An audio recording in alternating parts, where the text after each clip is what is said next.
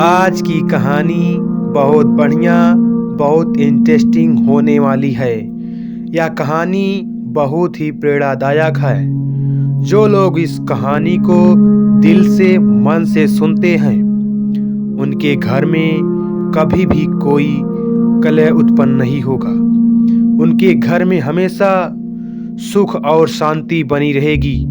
माँ लक्ष्मी का सदैव आगमन रहेगा। तो आपने खूब सुना होगा कि जिस घर में रोज लड़ाई झगड़े होते हैं, उत्पन्न होता है, उस घर में बरकत नहीं होती है। माँ लक्ष्मी का आगमन नहीं होता है। जिस घर में सुख शांति होती है, उस घर में सुख समृद्धि की प्राप्ति होती है। माँ लक्ष्मी का निवास सदैव बना रहता है। हाँ दोस्तों, आज हम इस कहानी के बारे में शुरू करने चल रहे हैं। तो चलिए शुरू करते हैं बिना समय गंवाए हुए। एक जंगल में एक मोर और एक मोरनी रहा करते थे। मोर और मोरनी दोनों बड़े ही अधिक खुशी से रहते थे।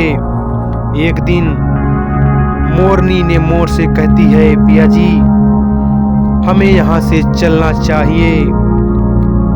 यहाँ से चलने के बाद जहाँ हमारे समाज के पक्षी काफी सारे मोर मोरनी रहते हैं, हमें वहाँ चलना चाहिए। मोर मोरनी से कहता है, प्री, वहाँ चलेंगे तो लड़ाई झगड़े होंगे। इससे अच्छा है तो हमें सुकून से दो लोग यहाँ रहते हैं। लेकिन मोरनी जिद करती है। दोनों उड़कर एक नगर में आ जाते हैं। उस नगर का राजा पक्षियों की भाषा को अच्छी तरह समझता था और राजा कराव शास्त्र की पढ़ाई की थी।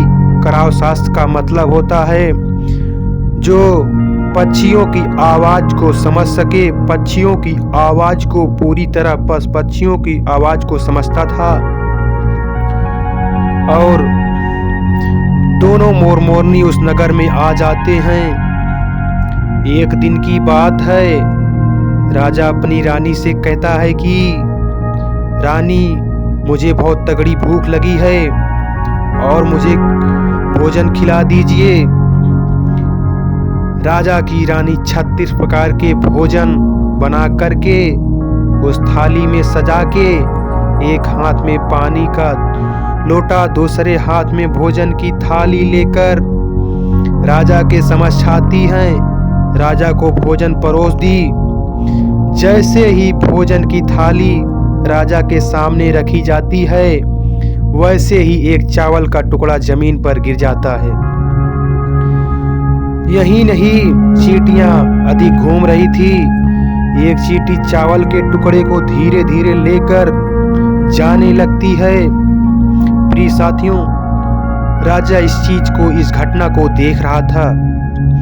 उसी के पास तुरंत बड़ा चींटा आता है और चींटी से कहता है कि हे प्री, यह चावल का टुकड़ा मुझे दे दीजिए और तुम राजा की थाली से दूसरा टुकड़ा ले जाओ। इस बात को पूरा राजा समझ जाता है, क्योंकि राजा पक्षियों की, हर जीव जंतु की भाषा को समझता था। तो इस बात को समझ जाता है। चींटा चींटी की इस बात को कहता है। चींटी मना करती है, नहीं, राजा को पता चल जाएगा, मुझे मार देगा। लेकिन फिर चींटा जिद करता है, कहता है कि राजा को कोई पता नहीं चलेगा, राजा हमारी भाषा को समझता है। चींटी कहती है, यदि फिर कोशिश करती हूँ। लेकिन चींटी आधी रास्ते में जाती है और वापस लौट के चली आती है और कहती है, नहीं जाऊंगी, हो सकता है राजा को पता चल जाए, मुझे मृत्यु भी दे सकता है।